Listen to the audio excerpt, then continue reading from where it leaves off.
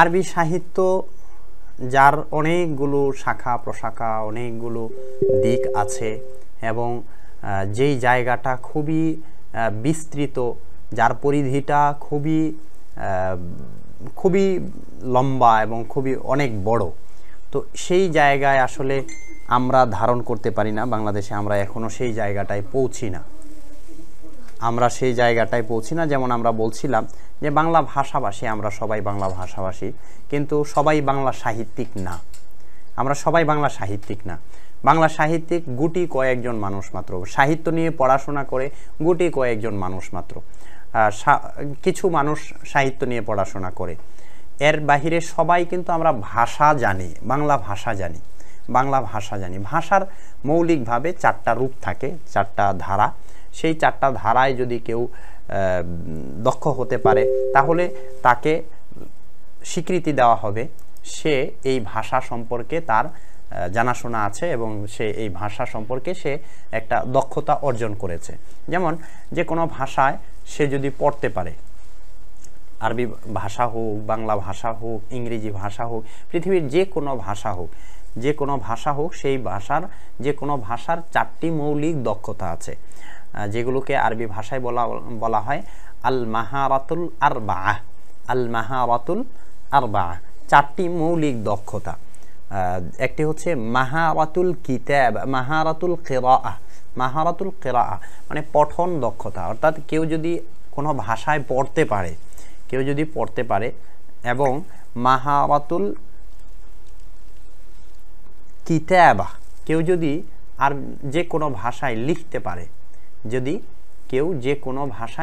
পারে, আরেকটি হচ্ছে মাহারাতুল ইস্তিমাআ, কেউ যদি যে কোনো ভাষা শুনে বুঝতে পারে 3 নাম্বার।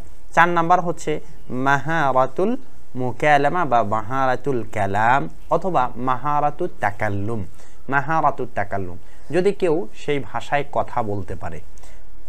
আমরা যদি পিছন দিক থেকে আসি, যদি কেউ কোনো ভাষায় কথা বলতে পারে, যদি কেউ কোনো ভাষায় 2 নম্বরে পড়ে বুঝতে পারে, এবং যদি কেউ কোনো ভাষায় লিখতে পারে, লেখার দক্ষতা যদি অর্জন করতে পারে, যদি কেউ কোনো ভাষায় পড়ে বুঝতে পারে, তাহলে মৌলিকভাবে সে ওই ভাষাটা জানতে পারলো। যে কোনো ভাষা হতে পারে, সেটা আরবি ভাষা, বাংলা, ইংরেজি, পৃথিবীর যে কোনো ভাষা, 200, 250 বা 300 বা কেউ 3500, 5000 ভাষার কথা বলে, যে কোনো ভাষার ক্ষেত্রেই এটা প্রযোজ্য। যে এই চারটি দক্ষতা যদি কেউ অর্জন করতে পারে তাহলে সে মৌলিকভাবে ওই ভাষাটা জানতে পারলো, কিন্তু সে ওই ভাষার সাহিত্য জানতে পারলো, এই কথাটা বুঝাবে না। তো বাংলা ভাষাভাষী আমরা সবাই বাংলায় কথা বলতে পারি, বাংলায় আমরা শুনে একজন আরেকজনের কথা বুঝতে পারি, বা আমরা আদান প্রদান করতে পারি, মনের ভাব আদান প্রদান করতে পারি। এরপর আমরা বাংলা ভাষায় লিখতে পারি, আমরা বাংলা ভাষায় পড়তে পারি, তার মানে হচ্ছে আমরা ভাষাটা জানি।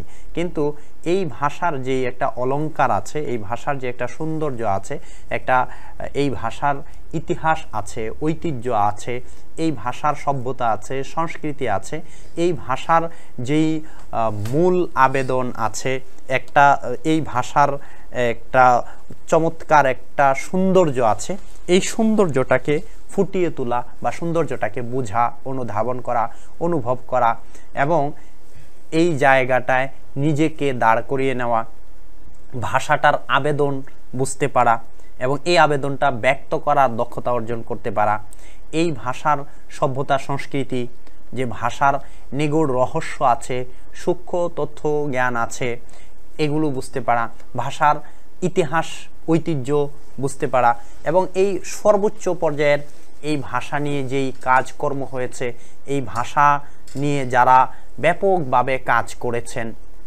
এই ভাষায় যারা কবি ছিল, যারা সাহিত্যিক ছিল, তাদেরকে জানতে পারা, আবার এই কবি সাহিত্যিকদের বহু রূপরেখা, বহু ধারা উপধারা ছিল, সেই উপধারাগুলো জানতে পারা, বুঝতে পারা, এটাকেই মূলত সাহিত্য বলে।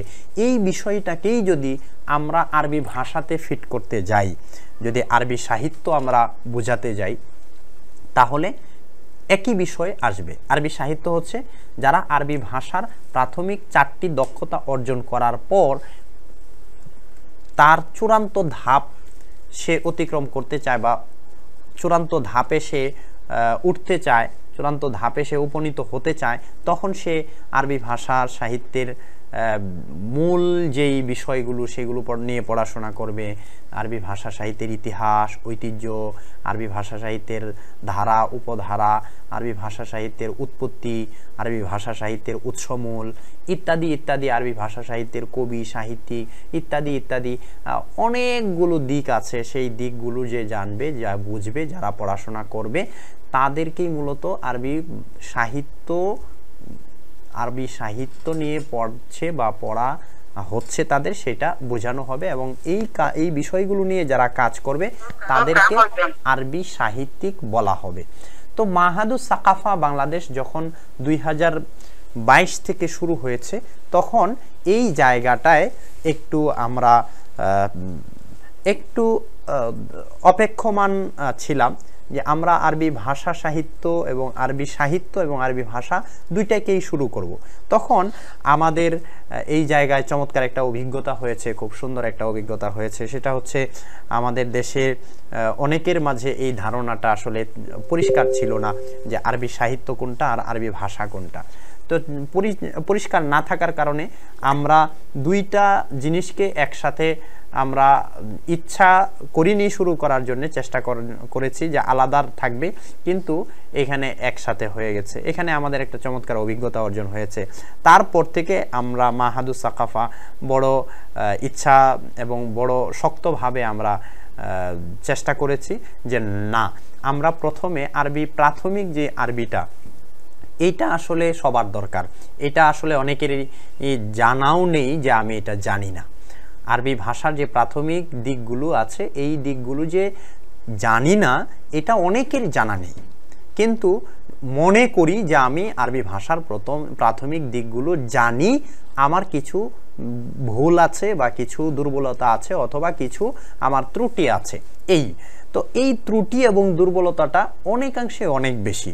তবে আমরা সাধুবাদ এবং স্বাগত জানাই যে এই ত্রুটিগুলো দূর করার জন্য যারা অংশগ্রহণ করে। তো সেই সুবাদে মাহাদুস সাকাফা দীর্ঘ 2 বছর পর্যন্ত যেই ব্যাচগুলো পরিচালনা করেছে ইতিপূর্বে, সবগুলো ছিল হচ্ছে আরবি, বেসিক আরবি, অর্থাৎ প্রাথমিক আরবি ভাষা। তো সেই ব্যাচগুলোতে আল্লাহ পাকের মেহেরবানিতে আমরা এমনভাবে চমৎকার একটি অবকাঠামো আমরা দাঁড় করাতে সক্ষম হয়েছি এবং খুব সুন্দর একটা পাঠ পরিকল্পনা আমরা সাজাতে সক্ষম হয়েছি।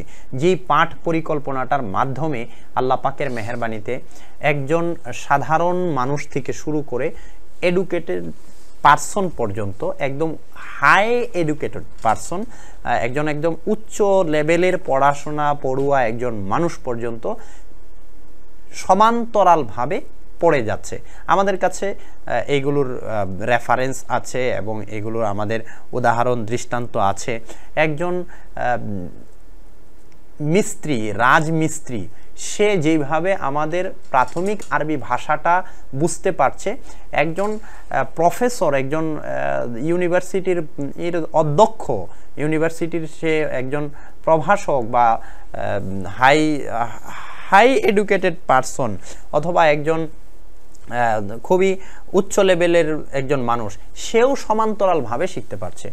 আমাদের যেই বেসিক লেভেলটা আমরা যেভাবে সাজিয়েছি, সেই বেসিক লেভেলটা একজন 8ম শ্রেণীর ছাত্র, একজন 7ম শ্রেণীর ছাত্র, এগুলো আমাদের কাছে এখনো পর্যন্ত আমাদের কাছে পড়াশোনা করছে। একদম 7ম শ্রেণী 8ম শ্রেণীর ছাত্র, 13 বছর বয়সের একজন শিশু, সে যেভাবে বুঝতে পারছে, ঠিক তদ্রূপভাবে একজন পিএইচডি হোল্ডার, যে নাকি পিএইচডি গবেষক, সেও ঠিক একই রকমভাবে বুঝতে পারছে। মানে দুইজনই মনে করছে যে আমি এখান থেকে কিছু শিখছি এবং আমি এখান থেকে কিছু জানছি। হ্যাঁ, শেখা এবং জানার যে স্তরটা, এটা অবশ্যই পার্থক্য হবে, ব্যক্তি এই ভিন্নতার কারণে সেটা ভিন্ন অবশ্যই হবে, কিন্তু আমরা যেই বিষয়টা এখানে বলতে চাচ্ছি সেটা হচ্ছে আমরা এমনভাবে একটা পাঠ পরিকল্পনা সাজিয়েছি যেই পাঠ পরিকল্পনাটার মাধ্যমে সকলের জন্য উপযোগী সাব্যস্ত হচ্ছে। ঠিক তদ্রূপভাবে অপর পাশে যদি আমরা দেখি একজন মাদ্রাসা পড়ুয়া মানুষ যিনি দাওরা পড়েছেন বা দাখিল আলিম কামিল পর্যন্ত পড়েছেন, কামিল পর্যন্ত পড়েছেন, আবার আর দাওরা পড়েছেন, এদিকে ইফতাও পড়েছেন, এই রকম ব্যক্তিরাও আলহামদুলিল্লাহ আমাদের সেই প্রাথমিক লেভেল থেকে সে কোনো না কোনোভাবে উপকৃত হচ্ছে এবং তার ক্লাসগুলো সে সমান্তরালভাবে সে চালিয়ে যাচ্ছে। এটা হচ্ছে আমাদের প্রাথমিক একটা আরবি ভাষা শেখার একটা প্ল্যাটফর্ম। তো ওই জায়গাটায় আমাদের আছে এখনো, তো সেই জায়গাটা নিয়ে আমরা কাজ করছি। আরেকটা যেই লেভেলটা আমরা অপেক্ষা করছিলাম, দীর্ঘদিন যাবৎ আমরা বন্ধ রেখেছিলাম, সেটাও আমরা শুরু করতে যাচ্ছি এবং সেটার জন্য আমরা পাঠ পরিকল্পনা যেভাবে সাজিয়েছি আপনাদের অনেকের সামনে হয়তোবা ইতিমধ্যে আমরা পৌঁছাতে পেরেছি যে আমরা এই জায়গাটায় আলহামদুলিল্লাহ একটা পাঠ পরিকল্পনা সাজিয়েছি। যেই পাঠ পরিকল্পনাটার মাধ্যমে আরবি সাহিত্যের যেই জায়গাটা শুরুতে আমরা শুরু করেছিলাম সেই জায়গাটা আবার পৌঁছার জন্য, আবার যাওয়ার জন্য কাজ করে যাচ্ছি এবং সেখানে আমরা পাঠ পরিকল্পনাটা এমনভাবে সাজিয়েছি যেন আমাদের কোনো ধরনের অস্পষ্টতা বা কোনো ধরনের আমাদের কোনো ব্যাগ পোহাতে না হয়, সেই জায়গাটায়ও আমরা কাজ করে যাচ্ছি। এবং আমরা যেই পাঠ পরিকল্পনাটা সাজিয়েছি এই পাঠ পরিকল্পনাটায় আরবি সাহিত্যের যেই দিকগুলো আছে সবগুলো দিকই আশা করছি সবগুলো দিকই আমরা এখানে নিয়ে আসতে সক্ষম হয়েছি এবং সেভাবেই আমরা সাজিয়েছি। আমরা যদি একটু আপনাদেরকে পরিচয়টা দিতে চাই আমাদের আরবি সাহিত্যের যেই অংশটা, সেই অংশটায় কি কি জিনিস আমাদের থাকবে, সেটা হচ্ছে আমরা ইতিপূর্বে বললাম যে আরবি ভাষার বেসিক যেই 4টি মৌলিক দক্ষতা আরবি ভাষার, সেই 4টি মৌলিক দক্ষতা থাকবে। আরবিতে রচনা লেখা, প্রবন্ধ নিবন্ধ রচনা করা, অনুশীলন করা, এগুলো থাকবে। এবং আমরা আরবি ভাষার যেই বানান রীতি আছে সেই বিষয়গুলো থাকবে। এটা হচ্ছে ভাষার সাথে সম্পৃক্ত। পাশাপাশি সাহিত্য জানার জন্যে অবশ্যই সাহিত্য প্রচারের মাধ্যম জানতে হবে।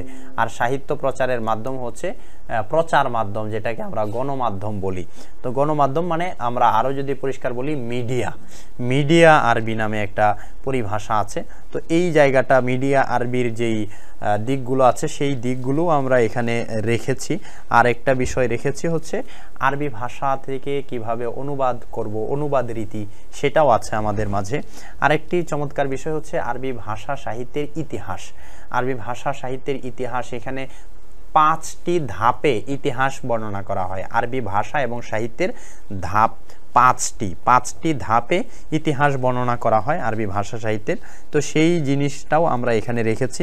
আরবি ভাষী যারা কবি, যারা সাহিত্যিক, তাদের যেই ধারা উপধারা সেগুলো আমাদের এখানে আছে এবং তাদের ধারা উপধারা, রুচি এবং রুচিবোধ কী ছিল, কার কেমন রুচিবোধ ছিল, সেই জায়গাগুলো আমরা এখানে ধরিয়ে দেওয়ার চেষ্টা করব ইনশাআল্লাহ। এভাবেই সাজানো হয়েছে।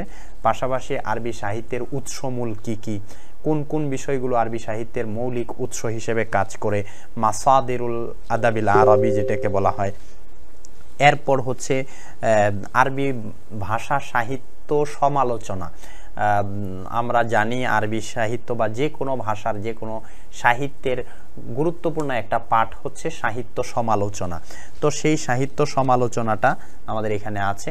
আরেকটি চমৎকার বিষয় হচ্ছে যে আরবি সাহিত্য জানার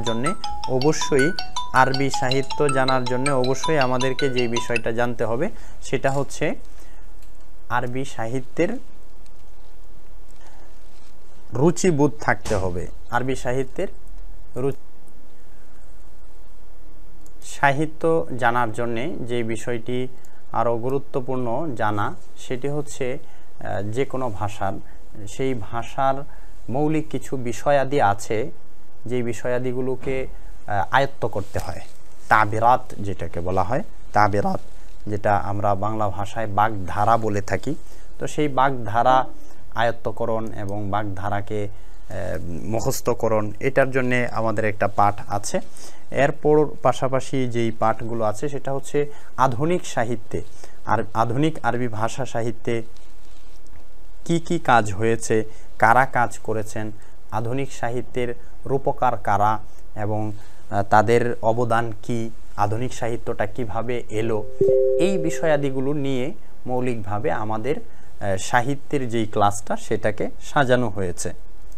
তো আশা করছি আপনারা আমাদের এই বিষয়গুলো খুব উপভোগ করবেন ইনশাআল্লাহ। যারা একদম প্রাথমিক আমরা এখানে বাছাই করব ইনশাআল্লাহ।